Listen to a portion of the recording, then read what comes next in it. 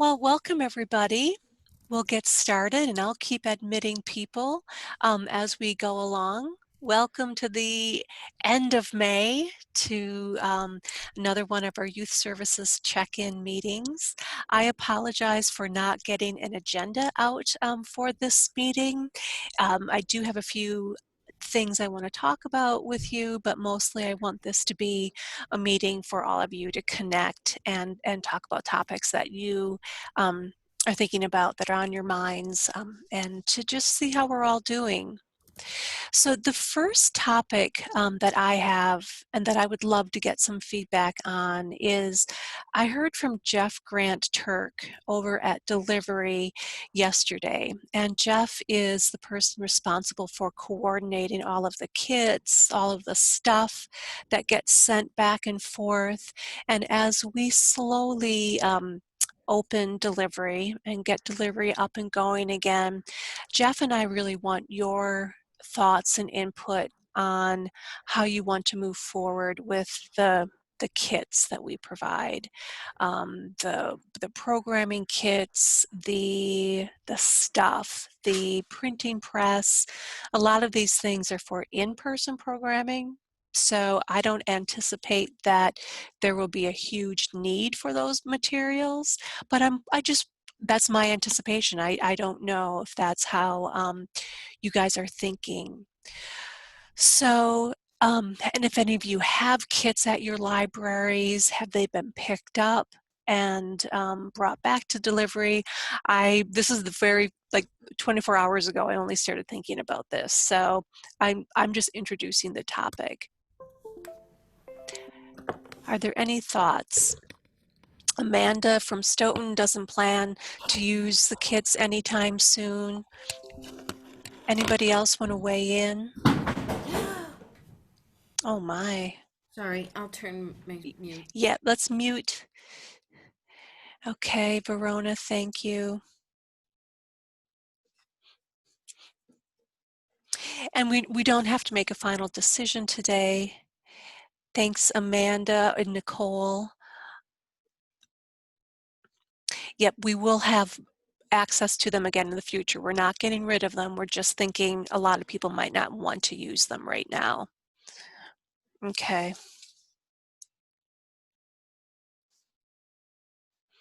This is great. Thanks for everybody for chiming into the chat. If you haven't done so already, feel free to open up your chat window and see what your colleagues are saying, are thinking about. I think this also might be a good time to consider ideas for, as we move forward, what types of materials and resources could we share a year from now? What would be helpful for you in the near future when we're operating in a different place?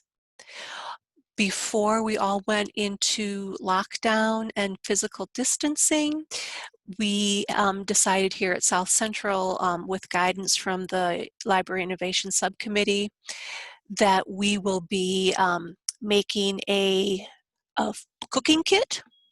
So we will be purchasing some materials that could go into, you know, a kit that you could do to have in-person cooking programs, which won't be anytime soon. But that's an update about that. Okay, yep, the board books too would be part of that. Thanks, Bethany. Okay, so that makes things a little bit easier. Amanda was going to present about kids cooking at WAPL. Oh my gosh. That also, go ahead. I have a question. Yes. Will we Yep, Christy. be able to use the die cuts, the summer die cuts? Yep, thank you. That leads into another one. Jeff is reworking the rotation. So those dies will be coming to you. He's working on updating it because everything will need to be quarantined for 3 days. He's working on that. So you will get the dies, the new the dies for 2020, but it's not going to be the same schedule. Does that answer, Christy, your question?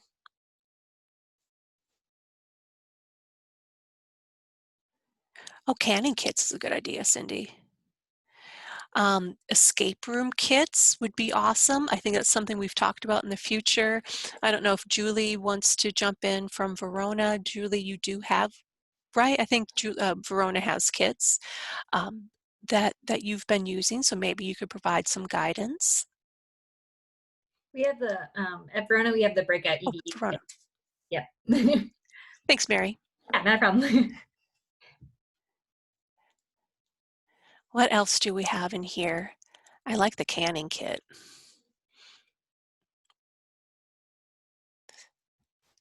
Okay, I'm just checking out. Make sure I haven't missed anything. If anybody else wants to help me monitor chat, feel free. So I wrote down that we discussed no kits for now, but it's a service you want to continue.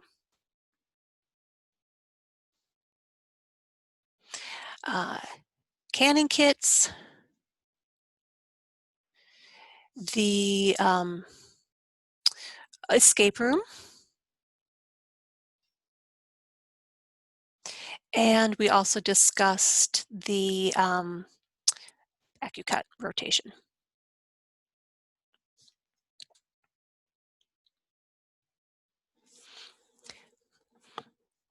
Does anybody else want to say anything about kits? Okay. You know, something that Amanda said about her WAPL presentation reminded me that I wanted to offer the opportunity if anybody wants to practice, doing a virtual program with any of your colleagues, or if you want to give a tutorial specifically for your colleagues. For example, if Amanda wants to do her WAPL presentation, let me know, because I think that would be a way that we can use this time right now. Whether you want to practice doing a book talk, if you want to, practice any type of presentation that you would be giving for your community members, let's talk about it. That is something that we could definitely do now, and I think that it would, provide a deeper engagement with any type of continuing education for yourself, for that practice, and to learn from others. So if you have ideas, let me know, and we can get you on the schedule for our check-ins, because I think we'll be meeting for a while. So I have, let's look at Karen's question in the chat. Karen from Monona has asked if libraries are circulating kits to patrons via your curbside service. So the kits that would regularly go out to your patrons, whatever materials those would be. Have you been circulating them? And it looks like Kelly from Oregon is not circulating them right now. Karen, do you want to ask a little bit more? So are you circulating them, or you're not circulating them at the moment? We are not circulating them. I'm just curious because as all the discussion about kits came up, I was like, oh, I wonder about all the kits that we just created in the fall, all the math kits and stuff. But they'd have to probably be quarantined for quite a while when they come back because there's so many pieces. I can't imagine cleaning them all. And I'm still not at the library. I Yeah. haven't been at the library since March 12th. So like a lot of libraries are creating kits that people can take home, like art kits or STEM kits, that they can take home and then they keep the supplies. But I'm not at the library to create those. So then I was wondering about our kits that are already created, but that we would have to have come back to us. So let's take a look at the chat. There are things coming in. And if anybody wants to unmute, feel free to go for it. Is that Julie who said that you've been circulating kits from Verona? They are quarantined. Go. Yeah, I mean, we haven't really promoted it, but people know about them. So if they ask and it's on the shelf, we'll put it out for them in curbside. And then some people are like, "I'm really sick of this kit." Somebody just said that to me yesterday. Can I just bring it back? And I said, "Sure." But we had to say it doesn't fit in our Dropbox, so we had to put it in our curbside notes that somebody's dropping off a kid at the table. It's okay. It's just a little detail, but it's been working okay. Okay, good to know. Okay. Here's another question then. Once you start opening your libraries a few hours a week, are you changing the way people pick things up? Are you continuing with curbside service, or are you letting people come in and pick up holds? I can answer. What we are thinking is that we will continue with curbside service, but move it away from the front entryway where we are now to a different door we happen to have, luckily, also in the front of the building. So we can kind of make that work to shift curbside off to the side. And then we are looking at a closed stacks model, which I think I've heard a lot of libraries are. We are too. Yeah. Did that answer your question? Well, yeah, because I hadn't thought about our director is on leave right now. He had a Oh, baby. right. And it didn't come up to think about that curbside service is in the same location as our entryway once we are allowing some people to come in.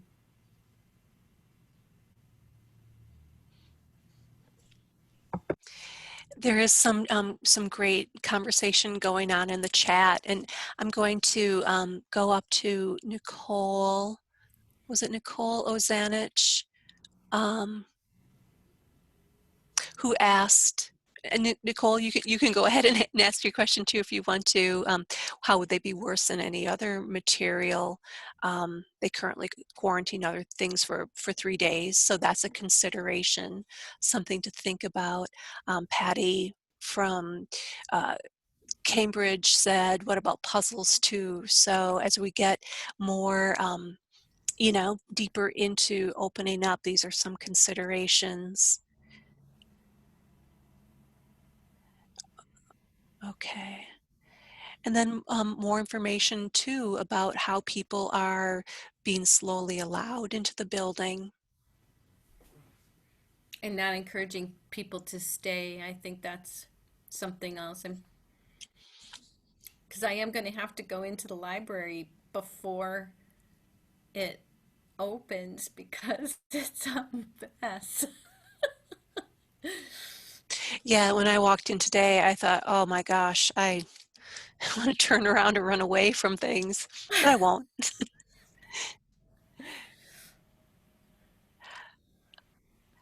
So for those of you who are allowing patrons into the building, how has that been going? I can speak into that a little bit. So we are on day 2. So we opened up yesterday. And so I thought that there would be people beating down the doors to get in here. But it's actually been kind of the opposite. It still feels like we're still closed. We'll have some people wander in, grab their things, and then they leave.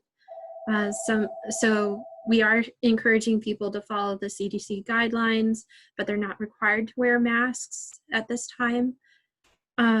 So a lot of people have been wearing masks as they come in. Yeah, but it's been very, very quiet, which is kind of odd.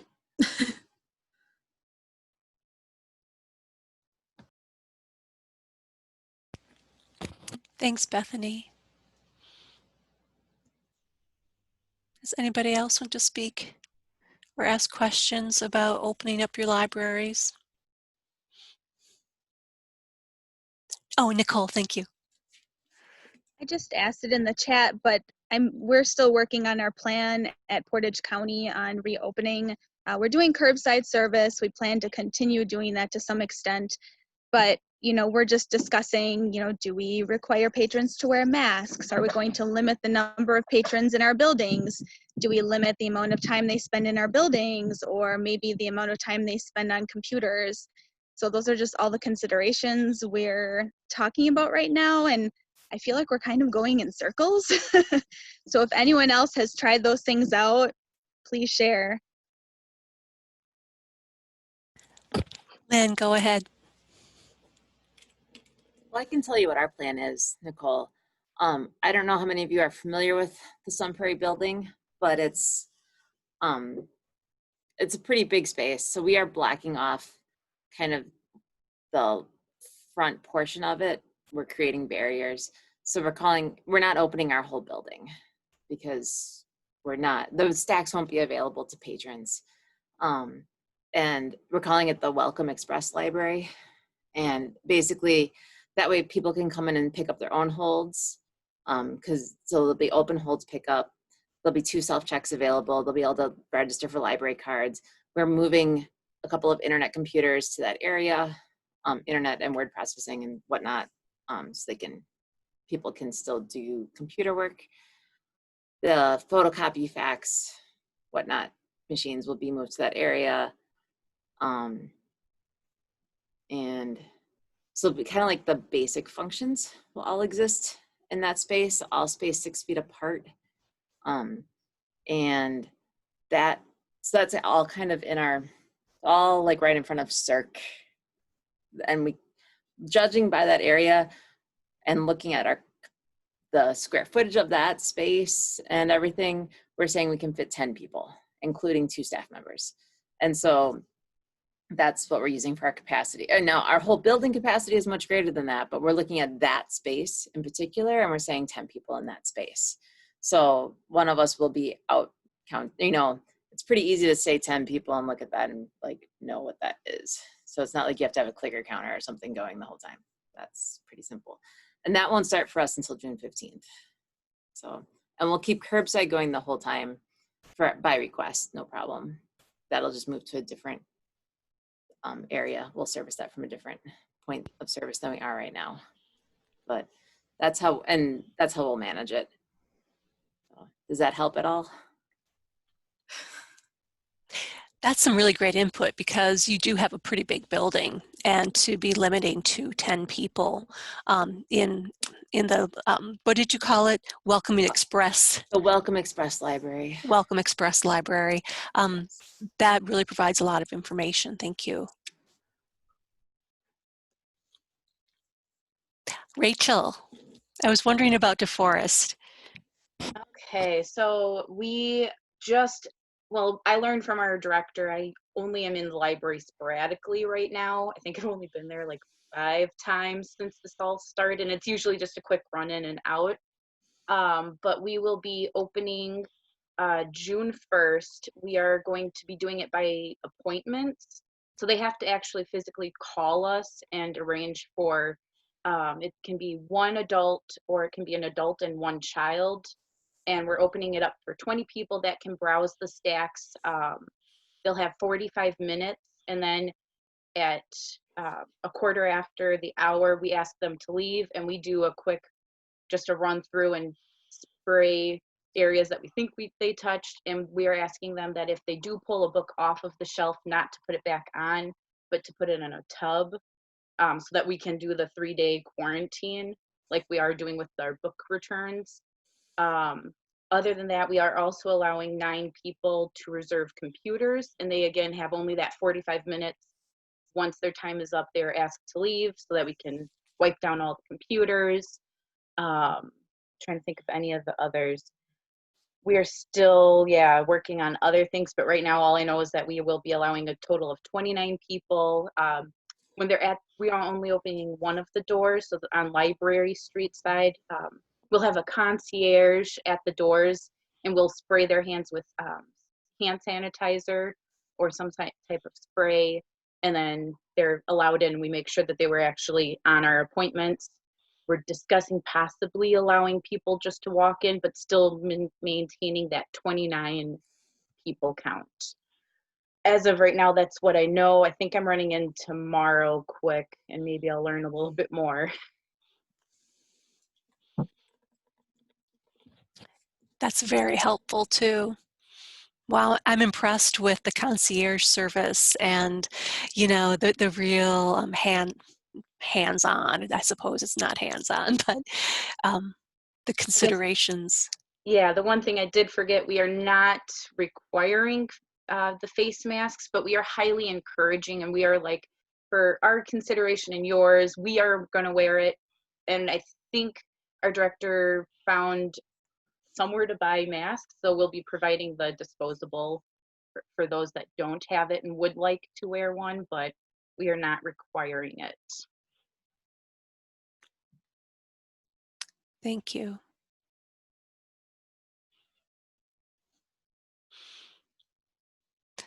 Does anything that anyone has said, has that raised any questions for anyone else?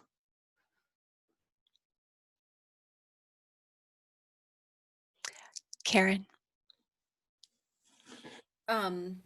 So one of the concerns that our staff have is our computer space is pretty small, so we only can have 3 people at computers.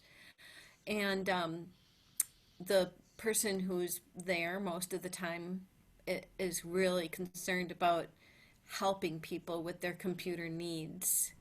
And she was trying to figure out what to do about that. And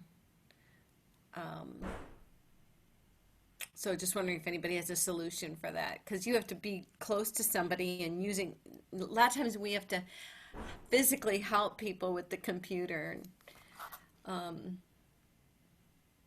Lynn has an idea. Then you both wear masks. I mean, you just both wear masks. If someone requires computer assistance, they have to wear a mask. Right, but what about if you, I don't know, And you both wear a mask. All the guidelines, everything you read, it's wear a mask. If both people are wearing masks, I mean, that's what we're doing, computer assistance by appointment only. Masks are required if you want computer assistance. Otherwise, we are not requiring masks because it's very difficult to enforce that when there is not a law behind it. Thank you.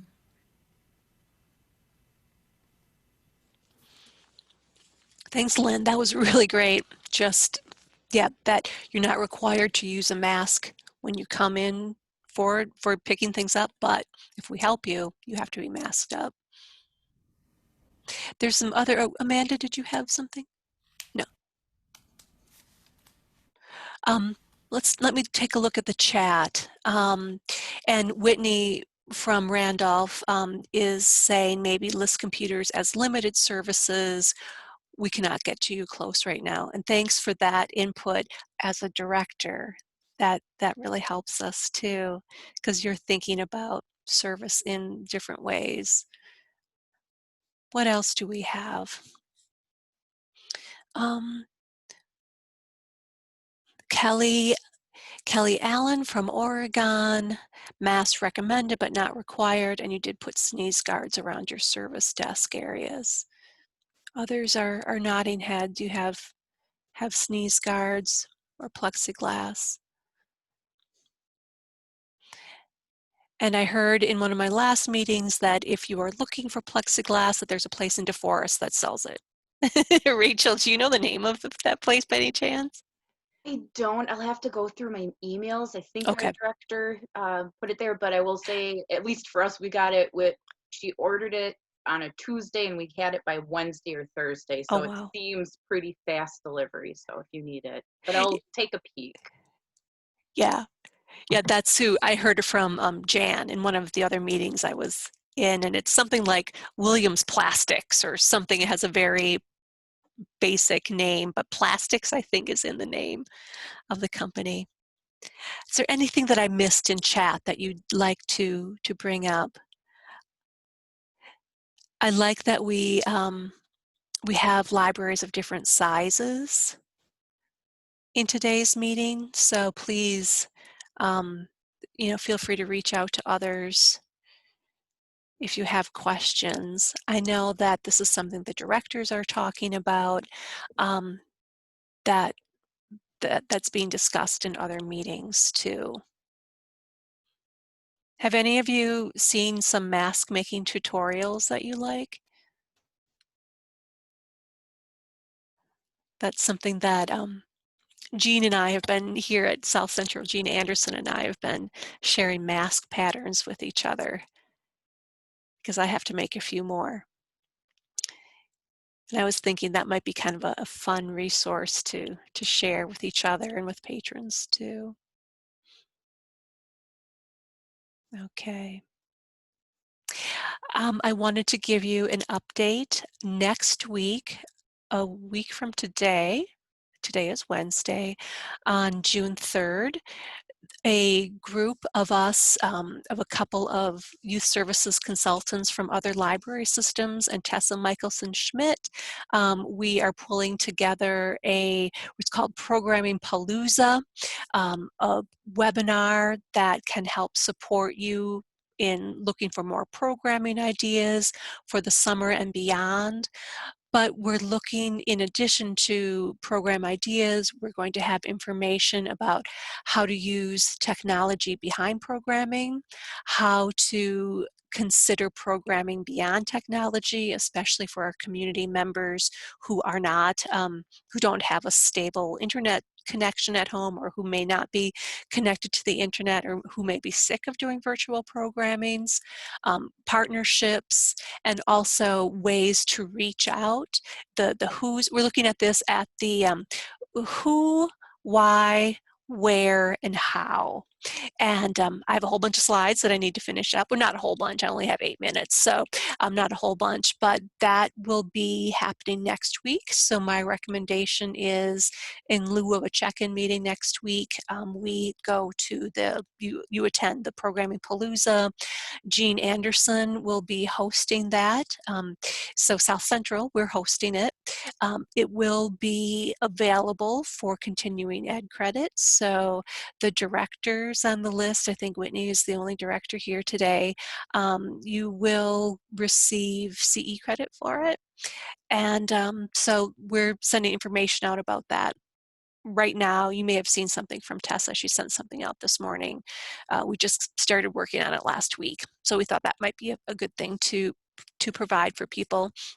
And it's probably something that will be doing more throughout the summer. If anybody wants any type of webinar, if you want to present your ideas, if you want to present, please let us know. Please let me know, and we can get a platform for you if you're interested in sharing your information.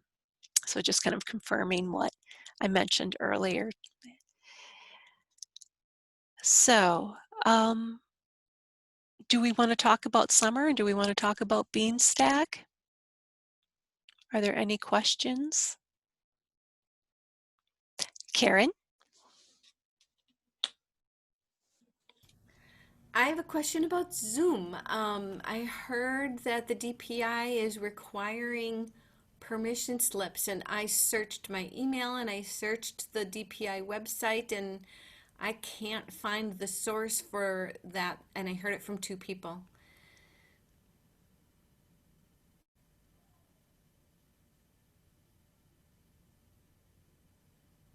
Nobody? Huh. I can't hear you, Sean. I will always do that. I will always make that blunder. Was it somebody from your library or from another Dane County library? I heard it from one performer who said that he is coming up with a different venue because a library told him that they can't do Zoom. I heard it from Sheboygan Falls Public Library that they are not allowed to use Zoom because of needing um, permission slip. And then I heard it from Heather Kent McFarland. Okay. So I don't know the context behind your question, especially coming from performers. I can speak on a related topic if you guys are interested, and I have something to share with you. So, and I wonder if Heather's not here, so we can't, make any assumptions about McFarland. There have been a few questions, and is Nora here from Mount Horeb? No. Okay. So a couple of weeks ago, I received a question from a library director in Dane County who was asking about permission forms for teens to participate in a Zoom book discussion. So this is not what you just introduced, but it's very related. And did any libraries have a sample permission form? So I created one specifically for that circumstance, for that type of program, and I will share it with everybody. I keep forgetting to share it out. I shared it last week with the Dane County directors. So I have a sample permission form that you can use and tailor for your library's needs. It's a simple Google form that I based on other types of permission forms that you all have shared with each other over the years. So I will share that out as soon as the meeting is over. I wonder if I can do it right now. Throw a link in the chat. Yeah, you guys give me a second. Give me a second and I will go and grab that Google document. And Mount Horeb liked it, and I shared it with a few other people and all the directors in Dane County on Friday of last week, and I forgot to send it to you guys. I'm sorry. Oops, I just need to go into my drive. And I'm having performance anxiety because I'm doing this in front of everybody, and I can't see you. Well, I'll mention that I also, a couple months ago, experimented with a Zoom story time, and I only had about 4 people show up.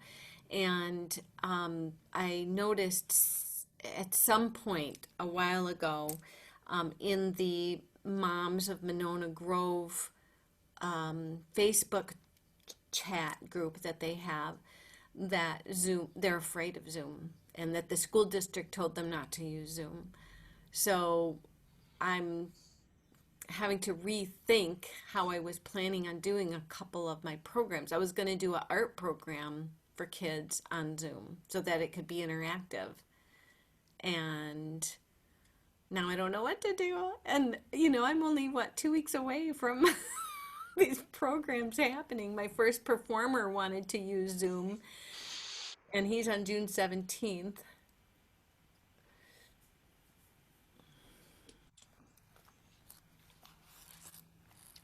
Okay, so I put that Google form into the chat. Let me know if you can't open it. I think I saved the settings so that um, Christina asked, are we being provided blue jeans? Only if your library signs up for it. This isn't something that the system isn't able to purchase a subscription for all libraries for anything like Blue Jeans or GoToWebinar or GoToMeeting, which would be another option. This Zoom and safety is a topic that comes up at every single meeting. And I have requested some information from a webinar presenter who I listened to last week that provides information about how Zoom can be used safely, and even examples of things that you can say to parents, things that you can say to the public. It's what we've got right now. It's what we've got right now. I missed the source. I was copying your link and I missed where you said that those examples are. Oh, I just received an email this morning, and I'll share that out with you. Okay. About the Zoom, is that what you're asking about, Karen? Yeah, The you said Zoom there's an safety? example of what to say to parents. Yeah, that's what I've asked for. I've asked for that type of scripting. I'm thinking you guys are the experts on it, and so if you have any language that you've been using with your patrons, please send it out to Kids List or share a Google document. That's something that I can help facilitate too. Yeah, there are safe ways to use Zoom. There's a lot of security measures that they have in place that you can do. You can require a password, then they need to create an account in order to attend. They can't just attend with a link. You can have a waiting room so that you can watch who's coming in by name. You can shut off the chat, shut off the screen sharing. You can lock the room once everybody who Mhm. registered got in, but then if they get bumped out for some computer glitch reason, they can't get back in. There's a lot of things to do to set it up safely, but there it's the there's still so many questions in the Yeah. minds of the public about it being able to be used. And a friend of mine who uses it for his programming and does a really good job of making sure to be careful about sharing the link. He's performing, and he has a deputy who's watching over the chat and watching over the screen sharing, and they still had somebody come in and put into the chat obscenities, and he was able to quickly remove it and stop and bump the person out. But you can't be doing this alone. You have to have a second person, because if you're presenting and performing, you can't closely monitor the chat and all of that and be able to quickly turn those things off if somebody does get in. And I encourage you, Karen, with what you've just said, to please take a look at the chat, because Nicole from Stevens Point, from Portage County, has said, isn't Zoom safe if you use a password? I think we're all learning, and I feel like I need to have the answer, and I don't. I don't have the answer, and I don't think any of us do. It's what we have right now. These are what we have right now. We have Zoom, we have Facebook Live. Um, you know, we're all figuring it out. I guess what I would try, if I if I was in your situation, is to have some clear language, for the grown-ups and kids' lives about what Zoom is, the safety measures that you've put into place, and how they can safely view programs with their kids. And I feel like I just stumbled my way through that, so I apologize. I guess it's just, like I said, it's what we have right now. It's too bad that the school district has been sending messages to the community, questioning using Zoom. Some people have in the chat have said that their kids are using it with their teachers and it's working just great. My kids are using it and it's working okay. Google Hangouts is working great with that one-on-one connectivity with their teachers.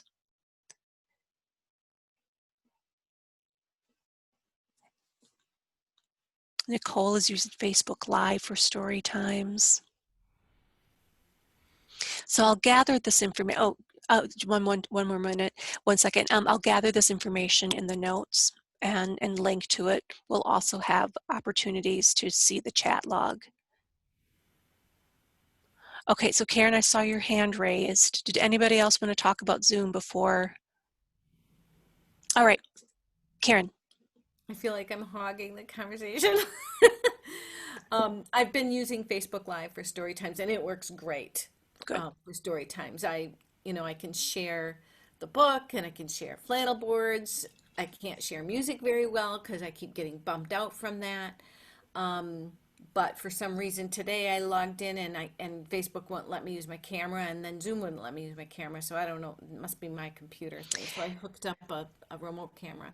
So Facebook Live has been great for any kind of thing where I'm just, presenting something. But if I want, and I do get comments in the comment field. But if I want to be able to interact with them for an art program, I just don't think I can do Facebook Live for that. And and then the other thing for performers is, does anybody know anything about Eventbrite or something like that, where the I don't know the registration process for Zoom, and I don't know why people are using Eventbrite for Zoom programs. And if anybody knew more about that, I've been starting to try and find information about it. But if you're going to have 100 people show up, you can't have 100 people in the waiting room and let them in one at a time if you don't know their names. It's different if you know their names, but if you don't know their names, how do you admit them one at a time into Zoom? So, yeah, it's just so many questions. Yeah. Sorry. No, please don't apologize. If you have the question, other people do too. I think that then it's my job to find some of these resources to help you answer some of those questions.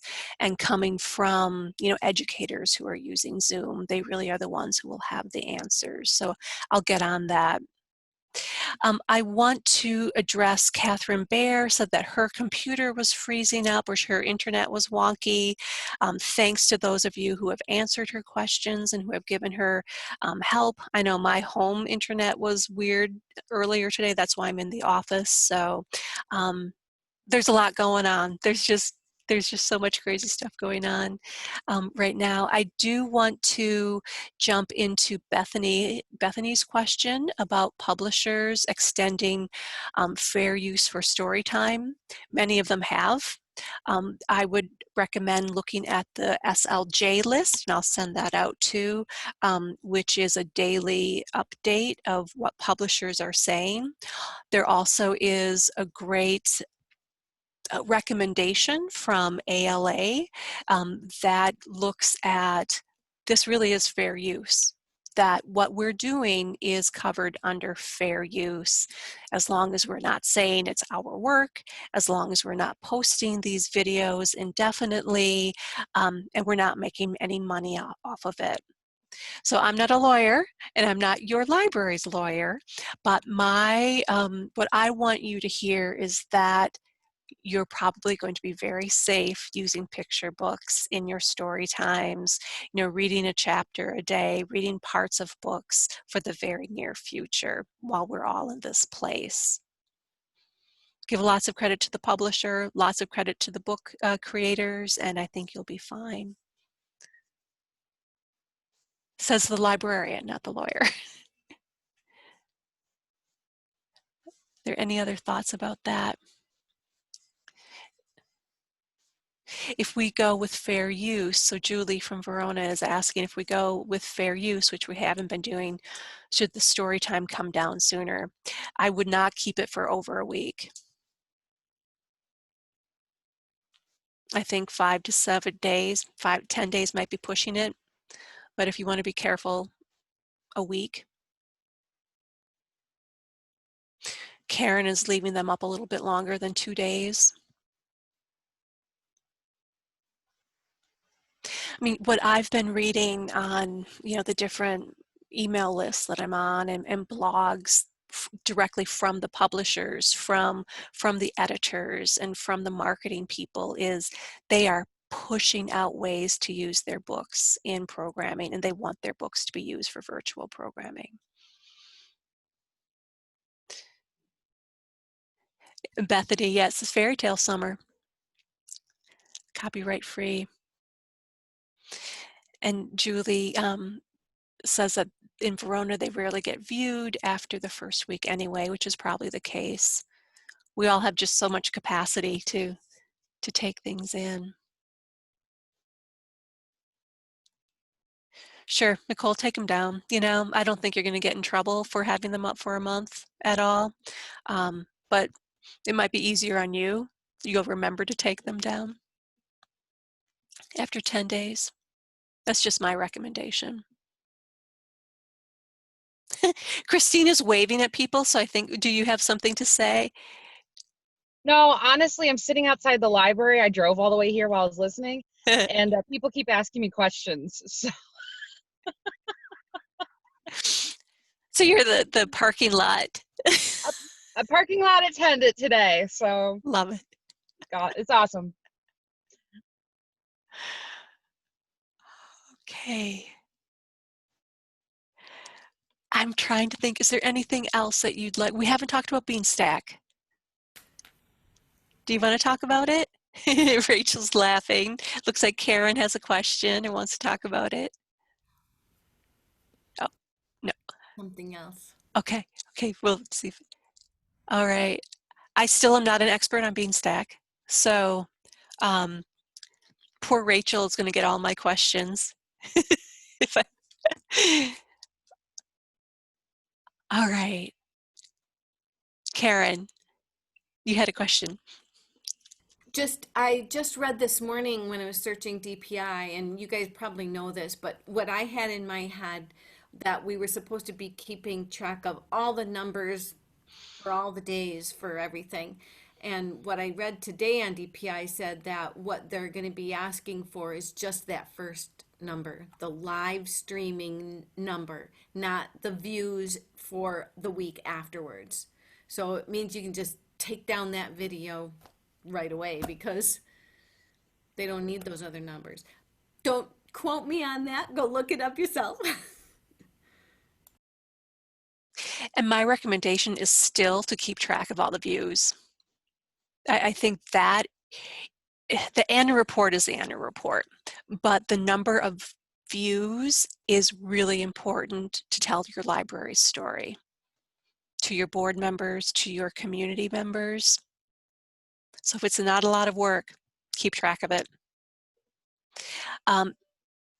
Patty is telling us that there is a Beanstack Town Hall at 2 o'clock. So I do want to end at 2 o'clock.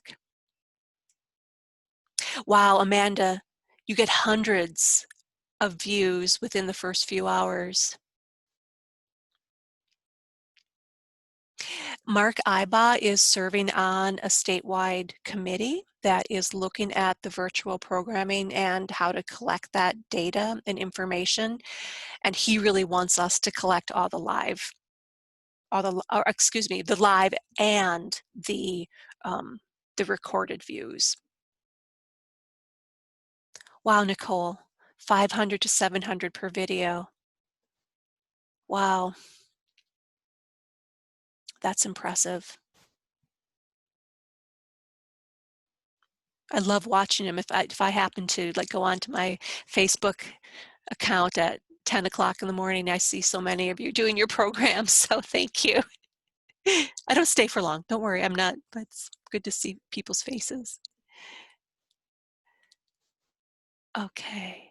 I wanted to let you know that the DPI is coming out with a document, hopefully by the end of this week, that is providing some guidance and even examples of language that you can use with your patrons who have questions about virtual programming, just about library service during this time. I was one of the reviewers for the section about programming and about outreach. And it's a really clear and concise document. It's not very long. Everything's in like nice, easy to read chunks and bullet points. One of the thoughts or considerations that I brought up is let's have some information and support for library staff members who may be on the receiving end of people who are projecting their frustrations and their anxiety on library staff members. So they really, hopefully they will provide some guidance on what to do with that secondary stress, on how you can take care of yourself during this time, and just what to do if things escalate at the library. I don't anticipate that happening in every library, but you know, it's happening in stores and other places. So that is something that is on our minds. I think if you come up with any examples of ways to de-escalate during this time, share it out with others, because that's something that is on a lot of our minds. Let me check the chat, see if there's any. I felt like Bob Ross. Let me check the chat. Wish I had a little squirrel in my pocket. Peapod, is that his squirrel's name? Who could look? So yeah, lots of information about the recorded views. It's amazing, Christina, 600 views at Spring Green. And Karen, that you were talking about it yesterday. Yeah. Yeah, I have to go grocery shopping. As long as I'm out now, I'm going to go grocery shopping. So I'm practicing my compassion for. They're thinking of compassion for those essential workers right now, and we're essential workers too. Okay. Well, I do want to give people time to jump over to that Beanstack Town Hall. Are there any final thoughts? Anything you want to talk about next time? 2 weeks from now, we'll have another meeting. Hey, Rachel, I see you. Okay, so this came up yesterday when we were kind of talking about reopening the library. And it doesn't have to be discussed today, but what are your guys' plans with doing in-person programs going forward? We have there's a few people thinking that we should start small programs here in a couple weeks, but I'm not so keen on that. So I was just kind of curious what others were planning as we go into the future with all of this in the summer.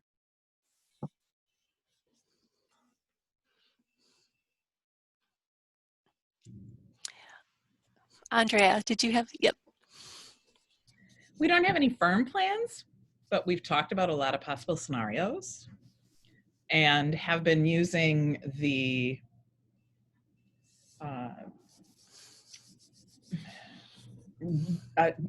whether or not we will allow 10 people in the library to start with or 50 people. And, you know, that could be a whole program worth of people. So we're planning around those possible scenarios. But I think the bottom line is likely the kids stuff will be the last to come back because they are the most largely attended. So I think at this point we're planning on letting the adult services sort of do some trials once that time arrives and then work off of that.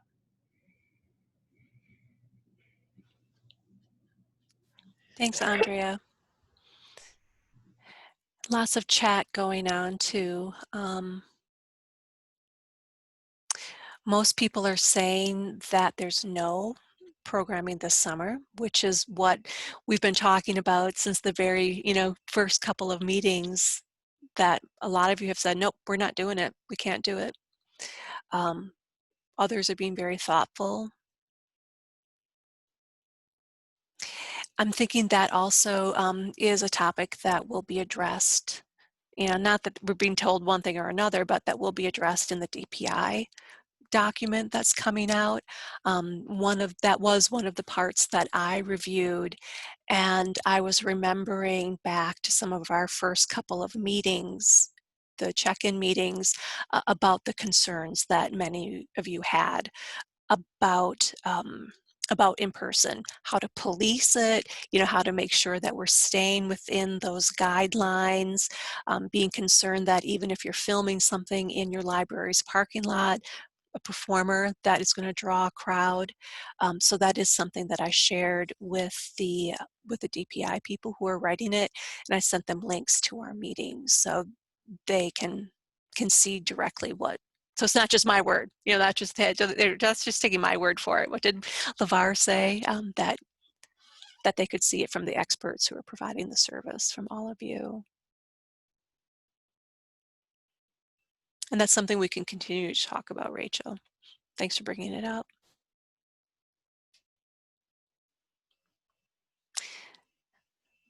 Okay.